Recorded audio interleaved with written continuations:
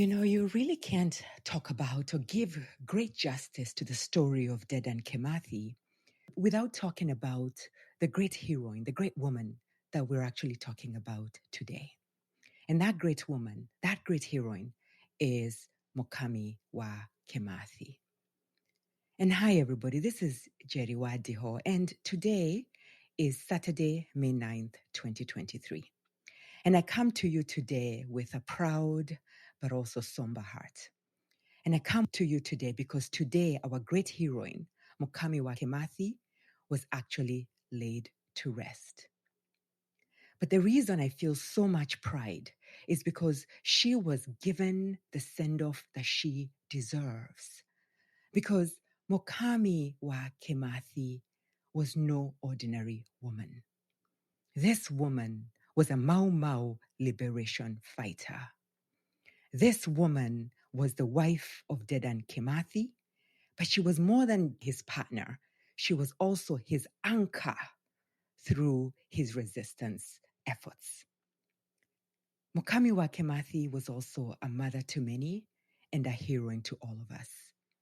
And as you listen to her story today, you'll start to notice that she was a woman of power. She really was a strategic thinker who played such an integral role in making sure that our Mau Mau liberation movement was successful. She was instrumental to Dedan Kîmathi, and she was instrumental to the movement. So I have to say that on this day, Saturday, May 9th, it is a great coincidence that we had scheduled, that we had actually recorded her episode back in December 2022, and we had scheduled to release it tomorrow, which happens to be the day after this powerful woman is laid to rest. So Wayaki Kengori and I just wanted to say thank you for leaning into this story. Thank you for joining us in honoring this great woman.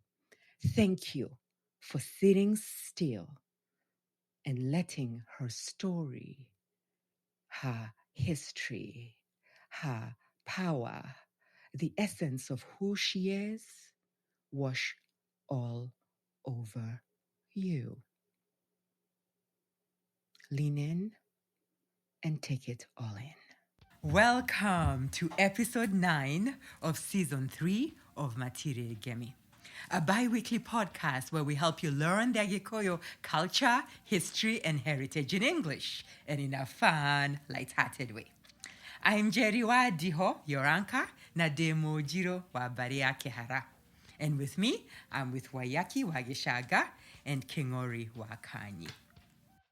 What if I told you that there were only 3 field marshals of the Mau Mau who commanded the Land and Freedom Army, and one of them was Dedan Kîmathi?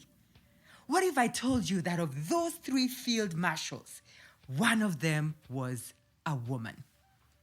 Did you know that? Do you know her name? If you don't, keep listening. What if I also told you that women contributed to our fight for freedom by delivering food, for example, of course? But what if I told you that they were in the heart of the battle to get us our independence? Did you know that? If you didn't, keep listening. Because today you will hear the story of 2 women heroes whose resilience, whose tenacity, whose commitment to our freedom is often overlooked but shall not be forgotten. So lean in and help us seal the legacy of these 2 heroes. All right, so today it's a special episode. And it really is the last of our heroes in this series. And you'll get to see why it's so special. So, Kengori, why is this episode so special? Who are we talking about? Oyo ne Kengori wa Kanyi, Moboi wa Barea Marigo. Very honored to be here to talk about the 2 heroines. Is it heroines? Heroines, yes. Okay. And these are Heroine is the other one. Is that Achiapo. And these are living legends. We're talking about Mûkami Kîmathi and Field-Marshal Mûthoni wa Kîrîma. That's who we're going into. Wayaki, Yes. you're the one taking us down this journey, yeah? Yes, I am. Yes, I am. So let me introduce myself. My name is Wayakiwage Shaga, Mushara wa Barea Muturi, Hamari Kamawada Nide wa Mwagi, Gashiarwene Maina, and I'm happy to be here. Love it. Yes. So let's go into these amazing heroes. Yes. Or as King Ori says, heroines. Okay, yes. Right? Yeah. Tell us about Field-Marshal Mûthoni wa Kîrîma and Mûkami Kîmathi. Who are we going to start with? We'll start with Mûkami Kîmathi because in the last episode we talked about Dedan Kîmathi, who became her husband, who was her husband. So let me tie that string together, and then we'll talk about, and then we'll close with Field-Marshal Mûthoni because she also played a very big part in the freedom movement. Okay, I hope you're going to tell us a little bit about a love story. Maybe.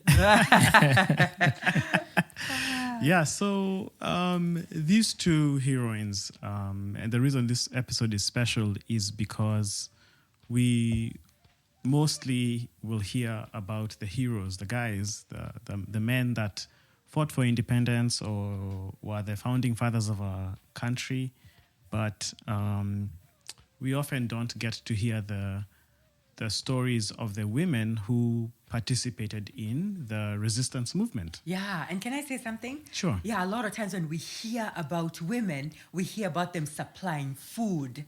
So what Yes. you're saying is that women contributed beyond that? Yes, they Absolutely. did. Yeah, and we'll name them, and we'll cement their legacy in the stories that are told about the resistance movement. And for me, I look at it in the principle of gender. There's masculine and feminine, and those two principles were able to balance and be able to push us from resistance to freedom. Yes. So I'll start with Mûkami Kîmathi. So she had a typical childhood as a little girl growing up she was born in 1930. To her dad, his name was called Wagome, and her mom was called Washeke. Mukami's dad had several wives. I think he had 3 wives, and she had many siblings, and she grew up with your typical in the 1920s, 30s. There was some sentiment of agitation about the land ordinances that we've talked about before. What was happening in the 1920s. Before Wayakiwa Higa had been murdered and killed. So there was some issues with the poll tax, the hard tax, and the settlers encroaching, taking our land. And so she grew up at the time. It wasn't really the emergency time of the 1950s, but it was a time that things were getting more and more difficult. Yeah. But however, she had a typical childhood and grew up really happy with her siblings. They would play games, they would cook, they would go to the shamba, the farm. So like any other child of that time who grew up in a pretty wealthy family, like her father who had livestock, she grew up happy. The interesting thing is she met her future husband, Dedan Kîmathi, when she was going to school. Because remember, we mentioned that Dedan Kîmathi was a teacher. And not only was he a teacher, he was very respected as a teacher. Yeah. So we're talking about the 1940s. So she's going to school to learn. She's about 10. She's a teenager. Yeah, she's 10, 11. She's learning 12, around that area. When Kîmathi started teaching, right? He started teaching children in his village, right? So that's the first time she met him as a student, which is... But remember, Kingori's dad was also a student at that time. Dedan Kîmathi's Way student. before. Oh, okay. Okay. Right. Yeah. So there's a very interesting story of in her book that is told by Wairimowa Derito. Wrote the book Mûkami Kîmathi, Mau Mau freedom fighter. So she wrote this biography by interviewing her. So she tells the story of how she met Dedan Kîmathi. He was teaching. She took some of his classes. He was very strict and would even berate some of the students who would not do their homework. So he was very detail-oriented. And so there's actually one girl who hadn't done her homework, and she was trying to smile to get less of a punishment. And he told her teeth are not the only teeth he has seen teeth of a dead goat or something. He had those snide remarks that teachers would have. But this is the first time she experienced meeting Dedan Kîmathi, right? So fast forward when she's a bit older, she's 18, 19 or 20, and Kîmathi has moved on and he's doing other things. They met as adults, and he fell in love with her, right? So she says that initially she did not see anything in him and was not happy that he was showing his interest. The other thing is, Kîmathi was not a rich guy. He was a teacher, and he didn't look like he had a lot of prospects. Remember, her dad had 3 wives, showing that he had wealth. When her father found out that Kîmathi was interested, he was very disappointed and decided and told Kîmathi straight up, "You're not going to marry my daughter. I want somebody who's going to bring me goats. Not a 4th grade teacher who's teaching kids how to write. That's not possible." But the funny thing is, her father's brothers were really impressed with Kîmathi, because if you go back in time and see, there were very few teachers or very few educated people. Kîmathi had learned how to read, write. He dressed like a teacher, and so he was sort of impressive to the guys at that time. So and what he did, he started writing Mûkami love letters. Aww. So sweet. And she would remember, and her brother, she had an older brother called Wajohi, who would be the go-between to get the letters. And the funniest thing is, her father would, anytime he discovered that she had met Kîmathi or he had written her a letter, he would beat her thoroughly. And and she would cry and be very sad. But she says in her own words that this made her fall more in love with Kîmathi. Eventually, when she saw the resistance that her dad was giving, it made her change her mind about him. Ride or die. Yes. And the funny Kîmathi thing was a bad boy. the funny thing is, actually, the first letter he wrote to her, he said that he saw it in a dream. God gave him the vision that their union was going to be divine. So even she says that was a divine letter. Wow. And so her uncles were like, what God has said, you should not go against. But her father, to thwart those efforts, started bringing or inviting suitors, because she was of marriage age. Yeah. And I think the worst thing that he did was he was inviting men of his age. Oh. Yeah, Men with goats. Men with goats. Yeah, and he was like, "Hey, whoever is going to give me the most goats is the one who's going to marry my daughter." But, she was not happy with that. And so eventually, because of Kîmathi's, and you can see this in the resistance movement that came maybe 10 years later, you can see that Kîmathi's was very determined. He was a determined individual, and he was determined to make Mûkami his wife. And just by his will and his determination, he was able to convince her father, Wagome, that he was the right man for the role. And actually, it so happens, let me go back a little bit. to be able to eliminate Kîmathi, he invited all the suitors to come on a specific day to his house and bring a proposal for her hand in marriage. And now there were 3 or 4 suitors, including Kîmathi. And Kîmathi was not invited, but he showed up. The others actually feared each other that they would be outwitted by the other suitors, so none of them showed up. Oh, wow. Yeah.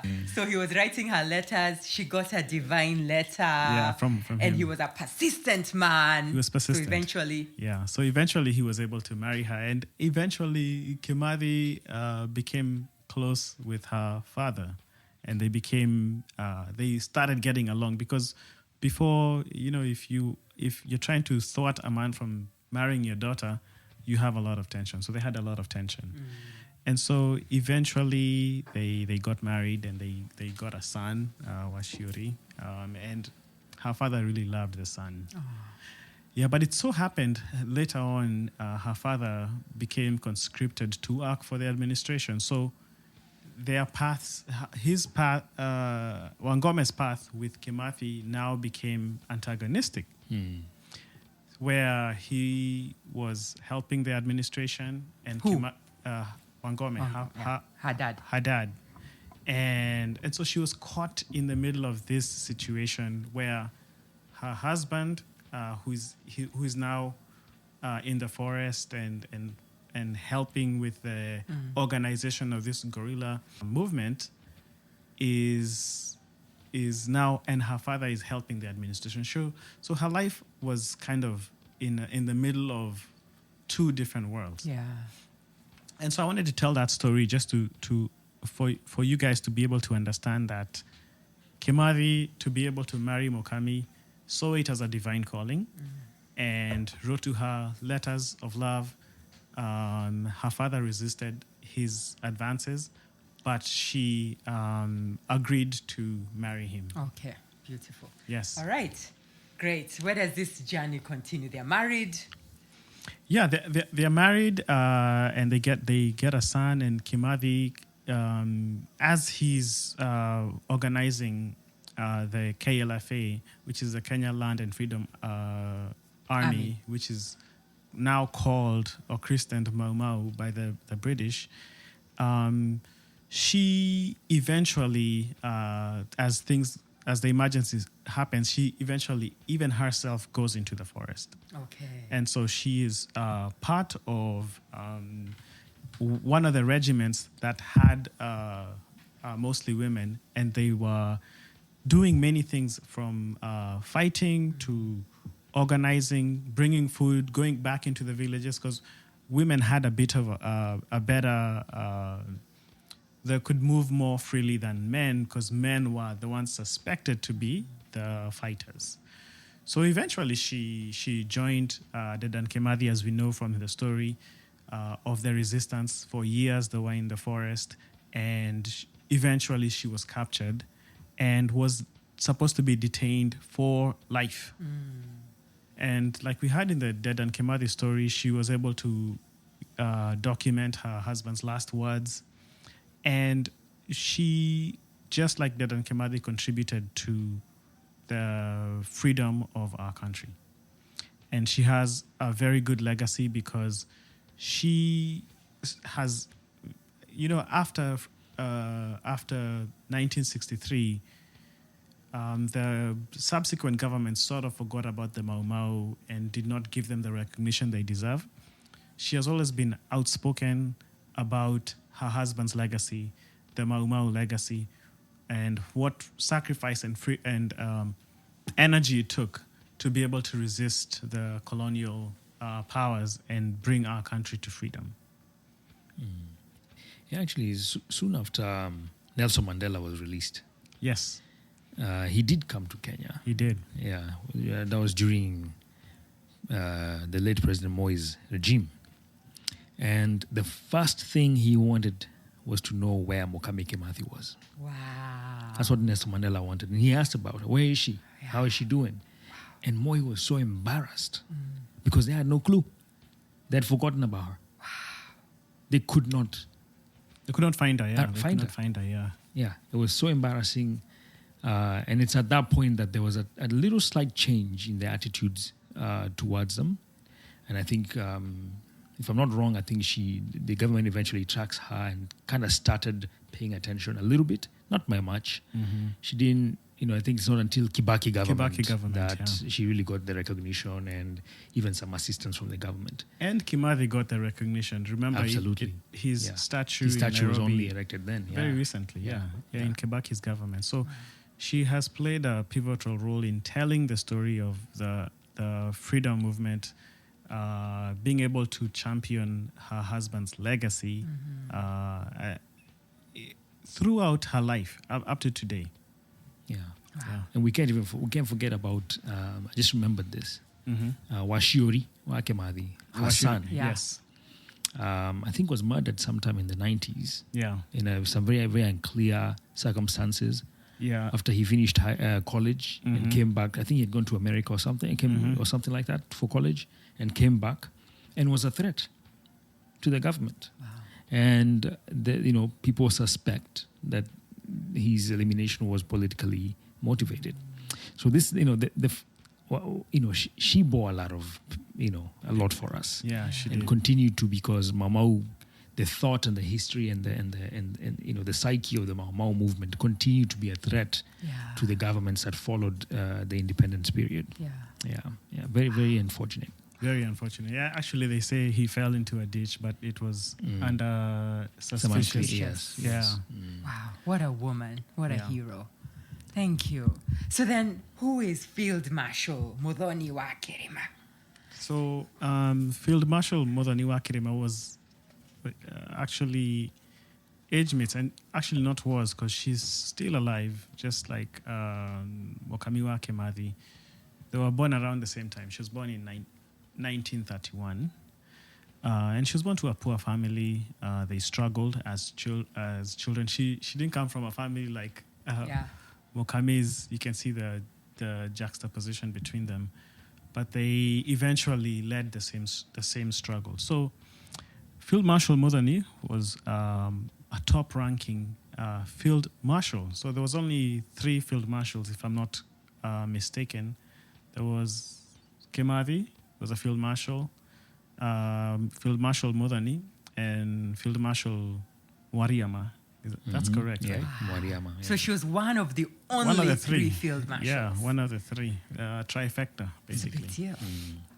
One of the only field marshals. And the reason she was a field marshal is because she was very, very brave. And she was, what they say, actually Kîmathi christened her a weaver bird, because she could weave through the forest. She could weave through... she knew how to move in the forest and was just as brave as any guy that was fighting in the Mau Mau.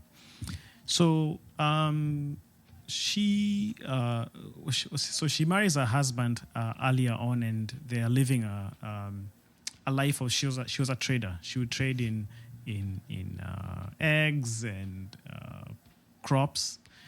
And so she was pretty astute about how to do business and how to move. But she was... So what happened as she grew up and fell in love with Christianity, right? And so she was... First of all, because you could see how it was easy to be... coming from a poor family and then going to a church mission, seeing that they have everything that you need, she got influenced and really fell in love with Christianity and wanted to become a Christian. And as this is going, they are also working, her and her siblings and her relatives, they are working in these settler farms and experiencing suffering, experiencing injustices. She could see that workers were ill-treated, mistreated. Our women were forcibly raped and so on. And so she started to experience some dissatisfaction and anger internally. And she started questioning why, just like a lot of the heroes and heroines we've talked about, like, why are we going through this? This is our home, this is our land. These people are foreigners. Why are they coming to force us to be their laborers and so on. And so she was able to be recruited early to be a recruiter or a spy, right? Because one, she was trading, so she could travel back and forth in the I want to say in the 40s. So she was able to spy and move around more freely, right? And so she was able to recruit and help men transition and go into the forest, right? And so when she was doing that, and she was doing this, and her husband didn't know for 2 or 3 years, he didn't know that she was helping the Mau Mau recruit and get supplies and all that. However, at some point, her husband himself decided, hey, I'm done. I don't want to. I want to resist and I want to go to the forest. And then she told him, hey, by the way, I've been in this this mix for a minute, And so when he went into the forest, the home guards or the local administration, one day they came looking for him. And when they didn't find him, and they knew she would make money from trading, so she actually said, hey, he's gone into the market to sell my eggs. And they were looking for him. They're looking for the money that she had gathered because she was a really good trader. She says at that time, which is in the 40s, she had 800 shillings hidden somewhere in her compound. So they didn't find him. They didn't find the money that they were looking for. And so they thoroughly brutalized her, beat her with guns and kicked her and everything. She was sick for weeks. Oh my gosh. Right? And so that was her turning point to go into the forest herself. Like that's really what made the switch for her. And actually she talks about this in not in the book, but in an interview she gave a few years ago, that was a turning point for her to go into the forest. And so it was not very easy to just walk into the forest and join the Mau Mau because there was stealth. Remember, these guys, they were strategic, stealth. They used to hide. They wouldn't frequent the same places twice. But she remembers that she knew a secret meeting place that the Mau Mau would meet. So when she eventually got a chance to go into the forest, this is actually, she tells us like a movie. When she got into the forest, she saw a bushbuck. And this bushbuck is what led her. And she saw it and kind of got a sign that this is God leading me into the right place. So she followed the bushbuck for several miles and didn't find who she was looking for. She was looking for like an encampment of the Mau Mau. But she remembered that that's where they would meet. So she was like, okay, these guys are going to come here today or tomorrow. And so for several days, she slept on top of trees because there were wild animals and elephants and buffaloes. And so she slept on top of trees for several days until she heard the secret communications of the Mau Mau and knew that they were close. Yeah. And that's how she was enjoined into the Mau Mau. And eventually, she hadn't seen her husband for a very long time. She saw her husband and got into the forest. Wow. What a story. Yeah. So just imagine if you can picture yourself sleeping on top of trees, avoiding animals, no food, no shelter. Right. And just surviving the elements for days or weeks. Yeah, animals and everything. Wow. Yeah. So when she became a field marshal, I'm imagining that she was commanding troops. She was, yeah. She was. She got the title Field-Marshal because of the contributions, the value that she brought to the Mau Mau. She was very strategic in her thinking. Yeah, tactical. Very tactical. And she had leadership qualities. And so she was able to lead groups of men and women in the regiments. And when she was being interviewed, she was asked a question that, like, what clothes were you guys wearing, and how did you guys survive? They survived on everything, animals. They even at one point were eating elephants because they didn't they couldn't go to the grocery store and get some food. Yeah. Wow. And so her story is a story of resilience, triumph, and just amazing tenacity. The saddest thing is because, of the time she spent in the forest, she wasn't able to conceive. And so she will say today that Kenya is her child, is her only child, because she wasn't able to conceive and get a child because of the time she spent in the forest and the conditions of the forest. And it was very difficult. And she didn't come out of the forest until independence. Yeah. I mean, it's a stunning story, but I think for me, what it says is that legacy does not always have to come through children. It doesn't, yeah. Children are a primary way that people leave legacy. But having impact on your people, right, like she did, is a great legacy. Yeah. And she will be remembered for generations to come. Absolutely. And generations, yes. Yeah. Yeah. That's beautiful. Kengori, what are you taking from this story of Field-Marshal Mûthoni?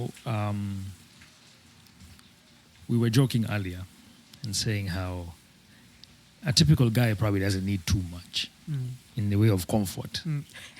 We might be. You guys need three things. Yeah, very basic. Yeah, when they said food, shelter, and clothing, they were talking about us. I mean, we need the bare minimum. Yeah. I'm always in awe of these women who were able to match that and in many ways exceed it. Because, women are creatures of comfort. And that's, you're adding more burden that you're just not even built for. You're not born into. While the boys were sleeping kwabori, we talk about that with the goats. You were in a kirere next to your mom in a nice cozy joint, and you still chose this very difficult path. Yeah. When I think about all of these women who chose to join the freedom fight, taking the pain of being, even many cases abused. We haven't even talked about that in this episode. But the women went through horrific abuse in the hands of the guards, the home guards, the Kamatimo, the European fighters. It was a very, very horrific experience. And many of them really never fully adjusted post the struggle. Right. And we forgot about them. Let's be honest. Those first two regimes of post-independence Kenya, they forgot about these people. Forgot about them, yeah. Even we see Field-Marshal Mûthoni actually after the war, in around 1966, she's left to her own devices and decides to become an ivory trader. And guess what? She knew exactly where all the ivory was of all the animals they had killed when that's all they could eat. Yeah. And don't forget also that because of the way they understood the forest, a lot of animals die naturally. And it was a habit of the Mau Mau. Whenever they found, they didn't necessarily have to kill the elephants. Elephants die. Yeah. Every time they found ivory, they would stash the ivory. And they would have very specific locations of where the ivory was. Yeah. Right. They knew they would need this post-election. Yeah.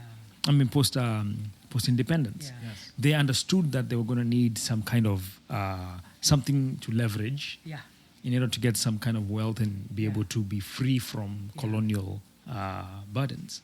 So this was one of the things that Field-Marshal was able to do. Field-Marshal Mûthoni was she remembered, we have a stash of ivory, and so she would go and rummaging through until she found where the stashes were, and that's for a while. That's what she was living off of, because there's nothing else. No one is going to hire you, Field-Marshal, Mûthoni, Right. post, and the government was afraid of her, and I don't even think they even so much as got a mention from the Kenyatta government. Moi government actually had a meeting once with Field-Marshal Mûthoni. I remember that. And another woman general, I don't remember her name, but she did not have an arm. She had lost an arm in the struggle. I remember that image very vividly. I hope maybe one day maybe one of our listeners who knows who we're talking about. But the post-election, I keep saying election. Independence, yeah. Period it was really tough. Maybe not just as tough, but it was very tough for these women and just generally for Mau Mau. Yeah. They continued to suffer. Today, if you see these people, many of them live in very, very poor conditions. Yeah. They've never gotten anything, not even recognition. And it's painful when you hear some of these stories of these folk, like my uncle we're talking about, who was in Manyani camp for 5 years. One time people came from the government and said, okay, we are taking names of, all the Mau Mau heroes because we're going to put them into some kind of compensation thing. And when he got there and just saw who else showed up.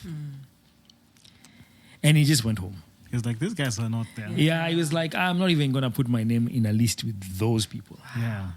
And they just went back because they had too much integrity. They were like, I'm going to.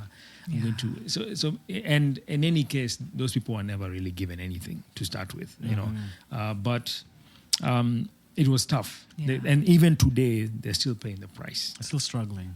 Even recently, Field-Marshal Mûthoni was in the news. Yeah, she was. And the events were leading up to the last election, where she finally, for the first time, cut off her hair since she went into the forest back in the 40s, 50s. She finally cut her very long dreadlocks. This is just a few months ago. And the symbolism, I know, did not sit right with everyone, but I feel like she was making a very huge statement. And she was saying, once again, that Kenya is her baby and that unity of the community, unity of the nation, needed to come above all things. And that it was time, at least for her, to put down that feeling of there's a divide in the country with pro and anti-colonial forces, which, by the way, it still kind of persists. Those who benefited from colonialism continue to benefit from enjoying the fruits of our country today, way more than those who fought for the independence. And if there's a divide we need to heal, it's that one. Yeah. It's a big one in the country today. People feel it. It is exploited every time with every election cycle. Right. And until we find a way to move past it, I think we've got a little bit of work to do in that country. Yeah. Agreed, yeah. Wow. Well, Wayaki, any final thoughts about these two heroes? Yeah, they have left an indelible mark in our history and in our national psyche.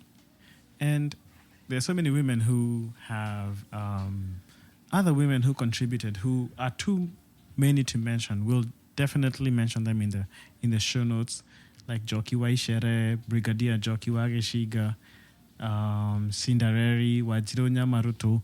So many women who were part and parcel of the freedom struggle, that their stories need to be told and their stories need to be elevated. Yeah, and we were at lunch a little bit ago, and it's an interesting thing because what date is tomorrow? Actually, today in Kenya. Yes, today is already in Kenya. Yes. December 12th. December 12th. So it's Jamhuri Day. Jamhuri Day. Yeah. Wow. So and we're talking about our heroes. Yes. Yeah. Right? That led to our Jamhuri. That's right. Yes. Yeah. Yeah. It Amazing. couldn't be more fitting. Yeah. Thank you, so much, Wayaki, for telling us this powerful story of these two heroes who deserve to be memorialized for the impact that they had on our country. And thank you so much, King Ori, for your contributions. Welcome. All right, so the next episode is going to be listeners' episode. So what does that mean? Please go ahead and send us your questions. Go ahead and send us your stories of the heroes in your family. We'll tell you where to do that at the end of this episode. Because in the listeners' episode, we are going to be focused on you and talking about whatever you want us to respond to. So thank you and see you on the next episode.